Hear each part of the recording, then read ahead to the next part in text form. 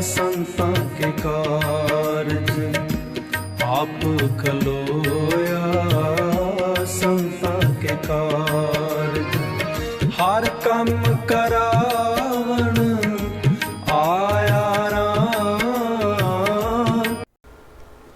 वाहिगुरू जी का खालसा श्री वाहिगुरू जी की फतेह। ਸਾਖੀ ਨੰਬਰ 4।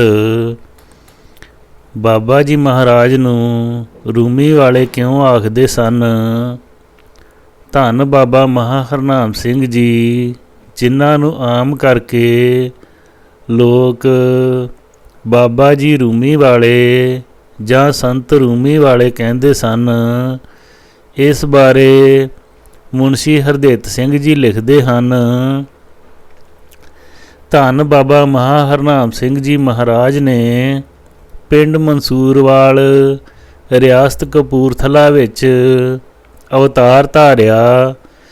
ਉਸ ਜਗ੍ਹਾ ਤੋਂ ਚੱਲਦੇ ਰਸਤੇ ਵਿੱਚ ਕਈ ਪ੍ਰੇਮੀਆਂ ਨੂੰ ਕਿਰਤਾਰਥ ਕਰਦੇ ਹੋਏ ਬਿਕਰਮੀ 1926 ਨੂੰ ਢਾਬ ਰੂਮੀ, ਜੋ ਭੁੱਚੋ ਕਲਾ ਤੋਂ 2 ਮੀਲ ਅਤੇ ਸੇਮਾ ਪਿੰਡ ਤੋਂ 1 ਮੀਲ ਦੇ ਫਾਸਲੇ ਉੱਤੇ ਹੈ, ਬਿਰਾਜਮਾਨ ਹੋਏ।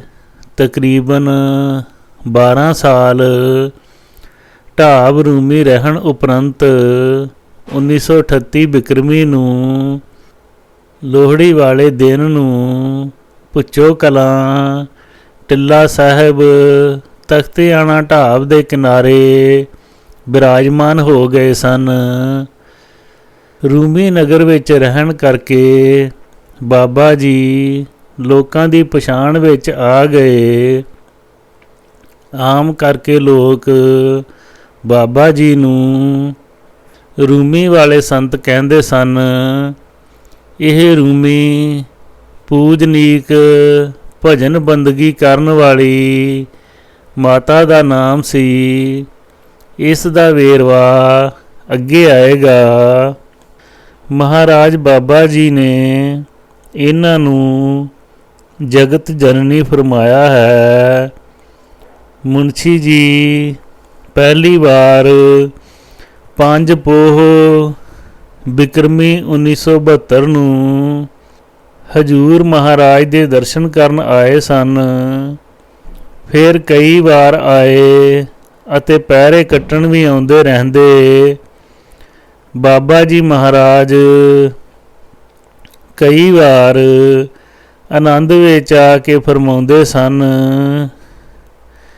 ਕਿ ਅਸੀਂ ਉਹ ਹੀ ਹਾਂ ਜਿਨ੍ਹਾਂ ਨੇ 7ਵੇਂ ਜਾਮੇ ਵਿੱਚ ਫੂਲ ਬੰਸ ਨੂੰ ਨਾਭਾ, ਪਟਿਆਲਾ, ਜੀਂਦ ਦੀਆਂ ਗੱਦੀਆਂ ਅਤੇ ਬਾਈਏ ਨੂੰ ਬਖਸ਼ਿਸ਼ਾਂ ਬਖਸ਼ੀਆਂ ਸਨ। ਕੰਗਲੇ ਜੇ ਹੋ ਕੇ ਕਾਰਜ ਕਰਨ ਆਏ ਹਾਂ, ਕਾਰਜ ਕੀਤਾ ਤੇ ਉਡੰਤਰ ਹੋਵਾਂਗੇ। ਭਾਵ ਕਾਰਜ ਸਭ ਦੇ ਕਰਾਂਗੇ, ਪਰ ਆਪਣਾ ਆਪ ਛੁਪਾ ਕੇ ਹੀ। ਇੱਥੇ ਪਿਆਰੇ ਬਾਬਾ ਜੀ ਦੇ ਗਰੀਬੀ, ਨਿਮਰਤਾ ਭਰਪੂਰ ਬਚਨਾਂ ਦੀ ਝਲਕ ਪੈ ਰਹੀ ਹੈ। ਹਜੂਰ ਬਾਬਾ ਜੀ ਨੇ ਰੂਮੀ ਅਤੇ ਤਖਤਿਆਣਾ ਦੀ ਬਰਕਤ ਅਤੇ ਅਜ਼ਮਤ ਬਾਰੇ ਸਾਫ਼ ਫਰਮਾਇਆ ਹੈ। ਤਿਰਭੰਗੀ ਛੰਦ। ਜੈ ਤਖਤਿਆਣਾ, ਤਖਤਿਆਣਾ ਕਹੇ ਨਿਬਾਣਾ, ਨਾਨਕ ਹੂੰ। ਤਟ ਉਧਾਰੇ, ਨੀਰ ਸੁਚਿਆਰੇ, ਪੀਵਤ ਪਿਆਰੇ ਬਦਤਾ ਹੂ। ਜੈ ਰੂਮੀ ਮਾਤਾ ਤਰਲੋਂ ਗਿਆਤਾ, ਜਗਤ ਬਿਖਾਤਾ ਜਗ ਜਨਨੀ। जेहि साजै रेरू वांग समेरू राह, किरतेरू कुल करनी। साखी नंबर 5। महापुरखों का बोलना होवे किते परथाए, ओए अमृत भरे भरपूर है ਉਹਨਾਂ ਤਿਲ ਨਾ ਤਮਾਏ। ਰਿਆਸਤ ਪਟਿਆਲਾ ਨੂੰ ਕਾਇਮ ਰੱਖਣ ਲਈ ਬਾਬਾ ਜੀ ਦੇ ਮੁਖਾਰਬਿੰਦ ਤੋਂ ਹੁਕਮ ਤੇ ਉਪਾਓ। ਪਹਿਲਾ, ਸ਼ਿਕਾਰ ਬਚ ਕੇ ਖੇਡਣਾ ਹੈ, ਤਕਲੀਫ ਪਹੁੰਚਣ ਦਾ ਡਰ ਹੈ। ਦੂਸਰਾ, ਰਾਤ ਨੂੰ ਜੋ ਪੁੰਨ ਰਾਜੇ ਦੇ ਸਿਰਹਾਣੇ ਰੱਖਿਆ ਜਾਂਦਾ ਹੈ ਉਹ ਉਹਨਾਂ ਅਪਾਹਜਾਂ ਨੂੰ ਨਹੀਂ ਮਿਲਦਾ ਜਿਨ੍ਹਾਂ ਨੂੰ ਮਿਲਣਾ ਚਾਹੀਦਾ ਹੈ। ਬਾਦਸ਼ਾਹ ਉਧਰ ਧਿਆਨ ਦੇਣ। ਨੰਬਰ 3, ਬਰਨਾਲੇ ਜੋ ਬਾਦਸ਼ਾਹ ਆਲਾ ਸਿੰਘ ਬੈਕੁੰਠ ਵਾਸੀ ਦੇ ਚੁੱਲ੍ਹੇ ਹਨ, ਉਹਨਾਂ ਦੀ ਰੋਸ਼ਨੀ ਅਤੇ ਬਰਕਤ ਨਾਲ ਹੀ ਪਟਿਆਲੇ ਦੀ ਗੱਦੀ ਦੀ ਰੋਸ਼ਨੀ ਅਤੇ ਬਰਕਤ ਹੈ। ਉਹਨਾਂ ਦਾ ਪੁੰਨ ਵਧਾਓ। ਉਹਨਾਂ ਪਾਸ ਸ੍ਰੀ ਗੁਰੂ ਗ੍ਰੰਥ ਸਾਹਿਬ ਜੀ ਦਾ ਪਾਠ ਕਰਾਓ, ਜਿਸ ਕਰਕੇ ਪਟਿਆਲੇ ਗੱਦੀ ਦੀ ਰੋਸ਼ਨੀ ਅਤੇ ਬਰਕਤ ਵਧਦੀ ਰਹੇ। ਨੰਬਰ 4, ਭੁੱਚੋ ਕਲਾਂ ਵਿੱਚ ਜੋ ਭਾਈ ਦਿਆਲਦਾਸ ਸਾਹਿਬ ਦੀ ਸਮਾਧ ਹੈ ਉਸ ਦੀ ਮੁਰੰਮਤ ਕਰਾਓ ਅਤੇ ਮੰਨਤਾਂ ਕਰੋ, ਕਿਉਂਕਿ ਭਾਈ ਦਿਆਲਦਾਸ ਜੀ ਬਾਦਸ਼ਾਹ ਆਲਾ ਸਿੰਘ ਜੀ ਦੇ ਗੁਰਦੇਵ ਸੀ, ਜਿਸ ਨੇ ਬਾਦਸ਼ਾਹ ਆਲਾ ਸਿੰਘ ਨੂੰ 3 ਦਿਨ ਤੋਂ ਮਰਿਆ ਹੋਇਆਂ ਨੂੰ ਆਪਣੀ ਉਮਰ ਦੇ 12 ਸਾਲ ਦੇ ਕੇ ਜਿਉਂਦੇ ਕਰਕੇ ਹੁਕਮ ਕੀਤਾ ਸੀ ਕਿ ਜਾਓ ਆਪਣੇ ਰਾਜ ਦੀ ਹੱਦ ਪੂਰੀ ਕਰੋ। ਪੁਰਾਣੇ ਬਜ਼ੁਰਗਾਂ ਤੋਂ ਸੁਣਨ ਵਿੱਚ ਆਇਆ ਹੈ ਕਿ ਬਾਦਸ਼ਾਹ ਆਲਾ ਸਿੰਘ ਅਤੇ ਭਾਈ ਦਿਆਲਦਾਸ ਜੀ ਆਪਸ ਵਿੱਚ ਰਿਸ਼ਤੇ ਤੋਂ ਸਾਂਢੂ ਲੱਗਦੇ ਸਨ। ਭਾਈ ਸਾਹਿਬ ਨੂੰ ਉਹਨਾਂ ਦੀ ਰਿਸ਼ਤੇ ਤੋਂ ਸਾਲੀ ਲੱਗਦੀ ਮਹਾਰਾਣੀ ਨੇ ਮਿਹਣਾ ਮਾਰਿਆ ਸੀ ਕਿ ਭਾਈ ਕਾ ਕਹਾਉਂਦਾ ਹੈ, ਗੁਰੂ ਵੰਸ਼ ਵਿੱਚੋਂ ਹੈ, ਸ਼ਕਤੀਆਂ ਦਾ ਮਾਲਕ ਹੈ, ਤਾਂ ਆਪਣੇ ਸਾਂਢੂ ਨੂੰ ਜਿਉਂਦਾ ਕਰ ਦੇ। ਇਸ ਤਾਨੇ ਨੂੰ ਨਾ ਸਹਾਰਦੇ ਹੋਏ ਭਾਈ ਦਿਆਲਦਾਸ ਜੀ ਨੇ ਆਪਣੀ ਉਮਰ ਵਿੱਚੋਂ 12 ਸਾਲ ਦਿੱਤੇ ਸਨ। ਭਾਈ ਦਿਆਲਦਾਸ ਜੀ ਬਾਰੇ ਆਪ ਪਿਛਲੇ ਭਾਗ ਵਿੱਚ ਸੁਣ ਚੁੱਕੇ ਹੋ। 5ਵਾਂ, ਆਪਣੇ ਚਾਚੀ ਜੀ ਨੂੰ ਬੜੀ ਧੂਮ-ਧਾਮ ਨਾਲ ਉਹਨਾਂ ਦੀ ਕੋਠੀ ਵਿੱਚ ਖੁਦ ਆਪ ਬੱਗੀ ਵਿੱਚ ਬਿਠਾ ਕੇ ਛੱਡ ਕੇ ਆਉਣਾ ਹੈ ਅਤੇ ਸੁੱਖ ਦੇ ਸਾਰੇ ਸਮਾਨ ਦੇਣੇ ਹਨ। ਨੰਬਰ 6, ਚਾਚੀ ਜੀ ਦੀ ਬੇਟੀ ਦੀ ਸ਼ਾਦੀ ਛਛਰੌਲੀ ਕਰ ਦਿਓ। ਇਹ ਹੁਕਮ ਮਾਘ 1979 ਬਿਕਰਮੀ ਨੂੰ ਭੇਜੇ ਗਏ ਸੀ। ਗ੍ਰੰਥੀਆਂ ਨੂੰ ਨੌਕਰੀ ਦੇਣੀ ਹੈ, ਇੱਕ ਸੇਵਕ ਨੂੰ ਕੈਦ ਵਿੱਚੋਂ ਛੁਡਾਉਣਾ ਹੈ, ਲਾਲਾ ਦਿਲਸੁਖ ਰਾਏ ਜੀ ਨੂੰ ਡੇਰੇ ਦੇ ਇੰਤਜ਼ਾਮ ਲਈ ਭੇਜੋ। ਬਾਬਾ ਜੀ ਹਜ਼ੂਰ ਮਹਾਰਾਜ ਨੇ ਜੋਤੀ ਜੋਤ ਸਮਾਉਣ ਤੋਂ 12 ਘੰਟੇ ਪਹਿਲਾਂ 2 ਪੋ ਬਿਕਰਮੀ 1984 ਨੂੰ ਫਰਮਾਇਆ ਸੀ ਕਿ ਚੌਧਰੀ ਮਹਾਂ ਸਿੰਘ ਨੂੰ ਮਹਾਰਾਜਾ ਵੱਲੋਂ ਰੋਜ਼ 1 ਰੁਪਇਆ ਦਿੱਤਾ ਜਾਵੇ। ਮੁਨਸ਼ੀ ਹਰਦੇਤ ਸਿੰਘ ਜੀ ਨੇ ਨੀਲਾ ਸਿੰਘ ਤੋਂ ਸੁਣ ਕੇ ਲਿਖਿਆ ਹੈ ਕਿ 3 ਅੱਸੂ ਬਿਕਰਮੀ 1984 ਨੂੰ ਹਜੂਰ ਬਾਬਾ ਜੀ ਨੂੰ ਟਿੱਲਾ ਸਾਹਿਬ ਤੋਂ ਹੇਠਲੇ ਮੰਦਰ ਵਿੱਚ ਆਇਆ 13 ਸਾਲ ਹੋ ਗਏ ਹਨ। ਇਸ ਤੋਂ ਭਾਵ ਕਿ ਹਜੂਰ ਬਾਬਾ ਮਹਾਂ ਹਰਨਾਮ ਸਿੰਘ ਜੀ 13 ਸਾਲ 3 ਮਹੀਨੇ ਗੱਦੀ ਸਾਹਿਬ ਅੰਦਰ ਬਿਰਾਜਮਾਨ ਰਹੇ। ਸਾਖੀ ਨੰਬਰ 6। खिलाफे गए सुल्तान गए जुस्तन, बखूने खवैस बाजद दस्त मुस्तन। बादशाह ਦੇ ਖਿਲਾਫ ਆਪਣੀ ਰਾਏ ਢੂੰਡਣੀ ਜਾਨੀ ਕਿ ਅਰਜ਼ ਕਰਨਾ, ਆਪਣੇ ਖੂਨ ਨਾਲ ਆਪਣੇ ਹੱਥ ਧੋਣੇ ਹੈ। ਭਾਵ ਬਾਦਸ਼ਾਹ ਨੂੰ ਆਪਣੇ ਉੱਪਰ ਸਖਤ ਨਾਰਾਜ਼ ਕਰ ਲੈਣਾ। ਮੁਨਸ਼ੀ ਹਰਦਿੱਤ ਸਿੰਘ ਜੀ ਨੇ ਬਿਕਰਮੀ 1995 ਵਿੱਚ ਮੌਕੇ ਦੇ ਬਾਦਸ਼ਾਹ ਨੂੰ ਅਰਜ਼ ਕੀਤੀ ਸੀ ਕਿ ਰਾਜਾ ਮਹੇਸ਼ ਇੰਦਰ ਸਿੰਘ ਨੂੰ ਉਹਨਾਂ ਦੇ ਬਣਦੇ ਹੱਕ ਹਕੂਕ ਦਿੱਤੇ ਜਾਣ। ਇਸੇ ਵਿੱਚ ਹੀ ਰਿਆਸਤ ਪਟਿਆਲਾ ਦੀ ਭਲਾਈ ਹੈ। ਇਹਨਾਂ ਨੇ ਕੁੰਵਰ ਜੀ ਦੀ ਸੇਵਾ ਵਿੱਚ ਬਹੁਤ ਬੇਨਤੀਆਂ ਕੀਤੀਆਂ ਕਿ ਪਟਿਆਲਾ ਗੱਦੀ ਮੁਬਾਰਕ ਦੀ ਬਰਕਤ ਅਤੇ ਰੋਸ਼ਨੀ ਇਸੇ ਵਿੱਚ ਹੈ ਕਿ ਬਾਬਾ ਜੀ ਵੱਲੋਂ ਬਖਸ਼ੇ ਹੋਏ ਉਪਾਏ ਕਰ ਲਏ ਜਾਣ। ਮੁਨਸ਼ੀ ਜੀ ਨੂੰ ਉਸ ਵੇਲੇ ਖੁਸ਼ੀ ਮਿਲੇਗੀ ਜਦ ਬਾਬਾ ਜੀ ਵੱਲੋਂ ਸੁਣਾਏ ਗਏ ਬਚਨ ਮਹਾਰਾਜਾ ਵੱਲੋਂ ਅਮਲ ਵਿੱਚ ਲਿਆਂਦੇ ਜਾਣਗੇ ਅਤੇ ਰਾਜਾ ਸਾਹਿਬ ਨੂੰ ਬਣਦੇ ਹੱਕ ਦਿੱਤੇ ਜਾਣਗੇ। ਰਾਜਾ ਸਾਹਿਬ ਮਹਾਰਾਜਾ ਸਾਹਿਬ ਅਤੇ ਕੁੰਵਰ ਜੀ ਦੇ ਆਪਸ ਵਿੱਚ ਚੰਗੀ ਮੁਹੱਬਤ ਬਣੀ ਰਹੇ। ਇਸੇ ਵਿੱਚ ਰਿਆਸਤ ਪਟਿਆਲਾ ਦੀ ਭਲਾਈ ਹੈ।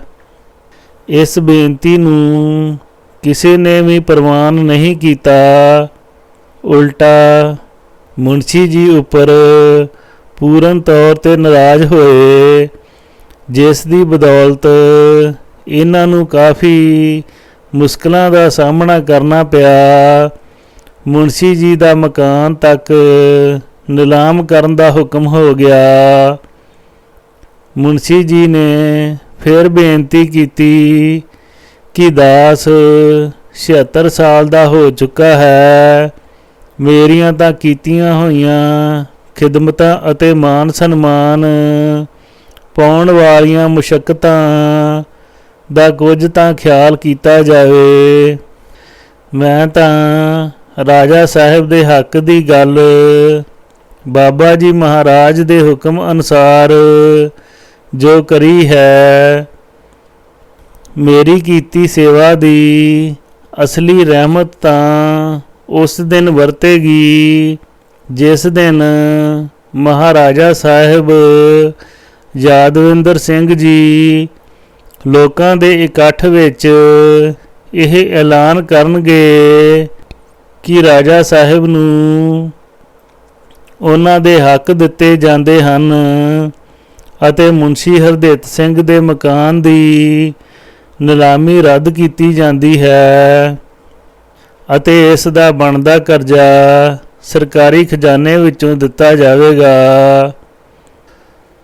ਸਾਖੀ ਨੰਬਰ 7। ਮਨ ਮੁਖਾਂ ਨੂੰ ਪ੍ਰਤੀਤ ਨ ਆਵੀ, ਅੰਤਰ ਲੋਭ ਸੁਆਉ। ਬਾਬਾ ਨਰੈਣ ਸਿੰਘ ਜੀ ਨਾਲ ਵਿਚਾਰ।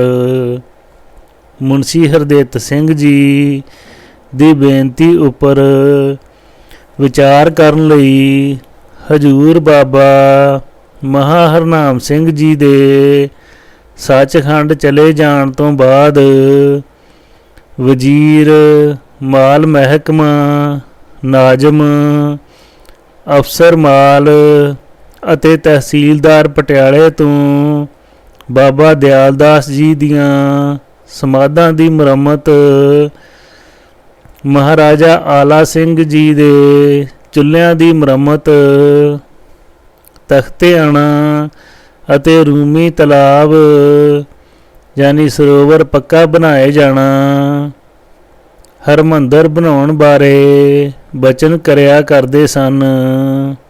ਢਾਬ ਰੂਮੀ ਅਤੇ ਤਖਤਿਆਣਾ ਪੱਕਾ ਬਣਾਉਣ ਦਾ ਹੁਕਮ ਤਾਂ ਜ਼ਰੂਰ ਸੀ, ਪਰ ਇਹ ਨਹੀਂ ਪਤਾ ਸੀ ਕਿ ਹੁਣ ਕੌਣ ਪੱਕਾ ਕਰੇਗਾ ਅਤੇ ਕਦੋਂ ਕਰੇਗਾ।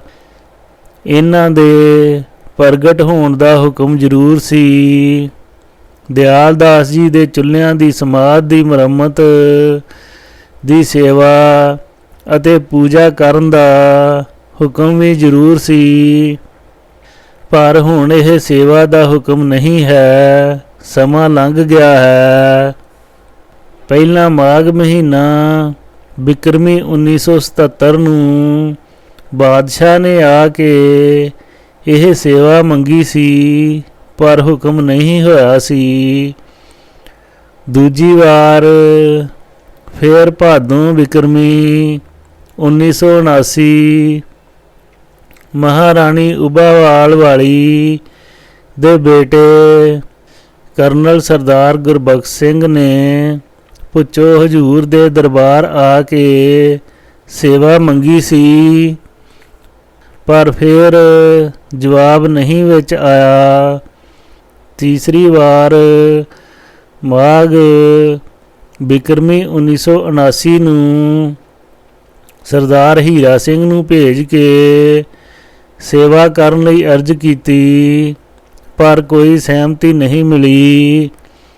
ਆਖਰ ਸਰਦਾਰ ਜੈ ਸਿੰਘ ਕੱਤਕ ਬਿਕਰਮੀ 1984 ਤੱਕ ਕਈ ਵਾਰ ਬੇਨਤੀ ਕਰਕੇ ਬਾਬਾ ਜੀ ਦੇ ਬਚਨਾਂ ਦੀ ਪਾਲਣਾ ਕਰਨ ਲਈ ਆਗਿਆ ਲੈਣ ਆਏ।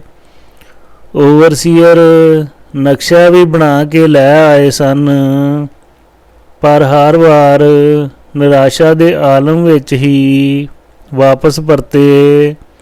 7 ਸਾਲ ਤੱਕ ਸਿਰਫ ਭਾਈ ਦਿਆਲ ਦਾਸ ਦੀਆਂ ਸਮਾਧਾਂ ਦੀ ਅਤੇ ਚੁੱਲ੍ਹਿਆਂ ਦੀ ਸੇਵਾ ਮਿਲਦੀ ਰਹੀ, ਪਰ ਤਖਤਿਆਣਾ ਅਤੇ ਰੂਮੀ ਢਾਬ ਨੂੰ ਪੱਕਾ ਕਰਨ ਦੀ ਸੇਵਾ ਨਹੀਂ ਮਿਲੀ। ਇਹਨਾਂ 4 ਮੌਕਿਆਂ ਦਾ ਹਵਾਲਾ ਅਤੇ ਸੇਵਾ ਵਾਲੇ ਲਿਖੇ ਹੋਏ ਕਾਗਜ਼ਾਤ 1999 ਬਿਕਰਮੀ ਵਿੱਚ ਮਹਾਰਾਜਾ ਯਾਦਵਿੰਦਰ ਸਿੰਘ ਜੋ ਪਹਾੜ ਵਾਲੀ ਕੋਠੀ ਵਿੱਚ ਲੈ ਕੇ ਚਲੇ ਗਏ ਸਨ। ਉਹਨਾਂ ਸੋਚਿਆ ਸੀ ਕਿ ਹੋ ਸਕਦਾ ਹੈ ਮੁਨਸ਼ੀ ਜੀ ਨੇ ਆਪਣੇ ਕੋਲੋਂ ਹੀ ਨਾਜ਼ਮ ਸਾਹਿਬ ਨੂੰ ਕਿਹਾ ਹੋਵੇ, ਜਾਂ ਨਾਜ਼ਮ ਸਾਹਿਬ ਨੇ ਹੀ ਭੁੱਚੋ ਤੋਂ ਬਾਬਾ ਨਰੈਣ ਸਿੰਘ ਜੀ ਕੋਲੋਂ ਆ ਕੇ ਆਪਣੇ ਆਪ ਲਿਖ ਦਿੱਤਾ ਹੋਵੇ। ਬਾਬਾ ਮਹਾਹਰਨਾਮ ਸਿੰਘ ਜੀ ਮਹਾਰਾਜ ਨੇ ਮਹਾਰਾਜਾ ਭੁਪਿੰਦਰ ਸਿੰਘ ਨੂੰ ਬਚਨ ਕੀਤੇ ਸਨ ਕਿ ਇਹ ਸੇਵਾ ਕਰਨ ਵਿੱਚ ਤੁਹਾਡਾ ਹੀ ਭਲਾ ਹੈ। ਇਹ ਸੇਵਾ ਅਸੀਂ ਤੁਹਾਡੀ ਰਿਆਸਤ ਦੀ ਚੜ੍ਹਦੀ ਕਲਾ ਲਈ ਅਤੇ ਤੁਹਾਡੀ ਤੰਦਰੁਸਤੀ ਲਈ ਫਰਮਾਈ ਸੀ। ਇਹ ਬਚਨ ਮਹਾਰਾਜੇ ਦੇ ਭੁੱਚੋ ਆਉਣ 'ਤੇ ਆਮਣੇ ਸਾਹਮਣੇ ਹੋਏ ਸਨ।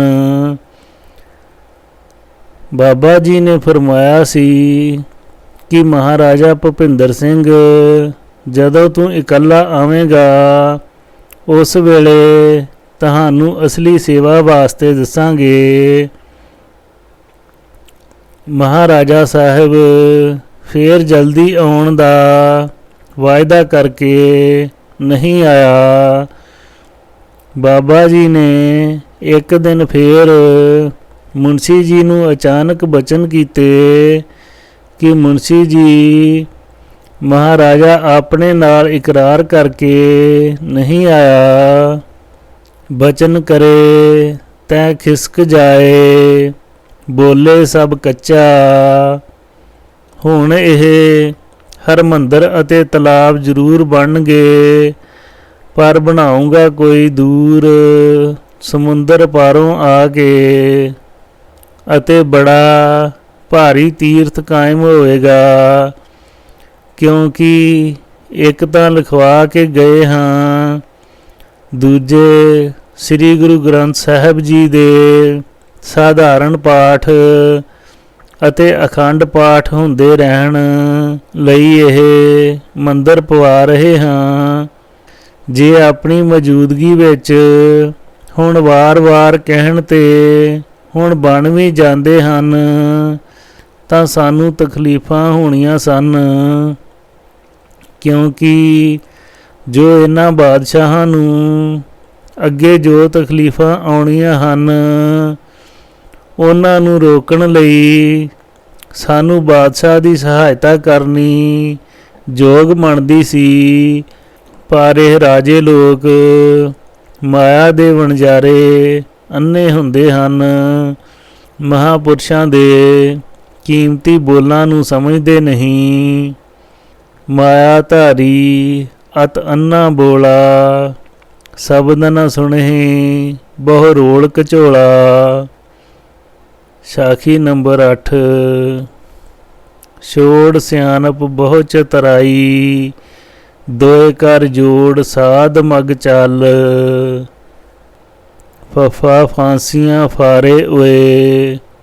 ਇਸ ਪੰਕਤੀ ਬਾਰੇ ਮੁਨਸ਼ੀ ਜੀ ਨੇ ਮਹਾਰਾਜਾ ਫਰੀਦਕੋਟ ਨੂੰ ਕਈ ਵਾਰ ਸੁਚੇਤ ਕੀਤਾ ਸੀ। ਬਾਦਸ਼ਾਹ ਕਥਨੀ ਤਾਂ ਮੰਨ ਲੈਂਦੇ ਹਨ, ਪਰ ਫਕੀਰਾਂ ਮਹਾਂਪੁਰਸ਼ਾਂ ਦੇ ਬਚਨਾਂ ਵੱਲ ਘੱਟ ਧਿਆਨ ਦਿੰਦੇ ਹਨ।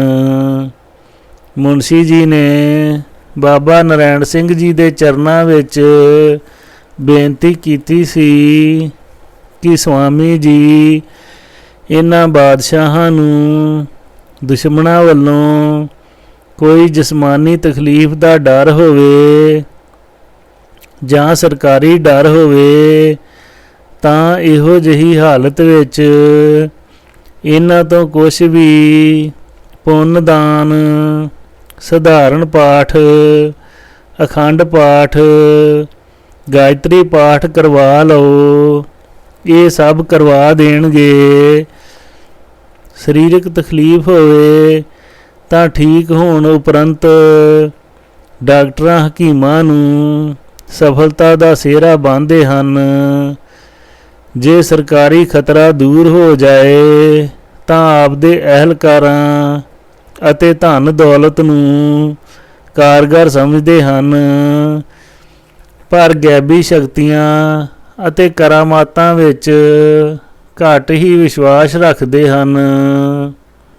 ਬਾਬਾ ਨਰੈਣ ਸਿੰਘ ਜੀ ਨੇ ਫਰਮਾਇਆ, ਅਸੀਂ ਕਰਾਮਾਤਾਂ ਤਾਂ ਨਹੀਂ ਕਰ ਸਕਦੇ, ਪਰ ਉਸ ਪਰਿਪੂਰਨ ਪਰਮਾਤਮਾ ਦੇ ਆਉਣ ਵਾਲੇ ਸਮੇਂ ਦੇ ਹਾਲਾਤ ਬਾਰੇ ਕੁਝ ਕੁ ਬਿਆਨ ਕਰ ਸਕਦੇ ਹਾਂ।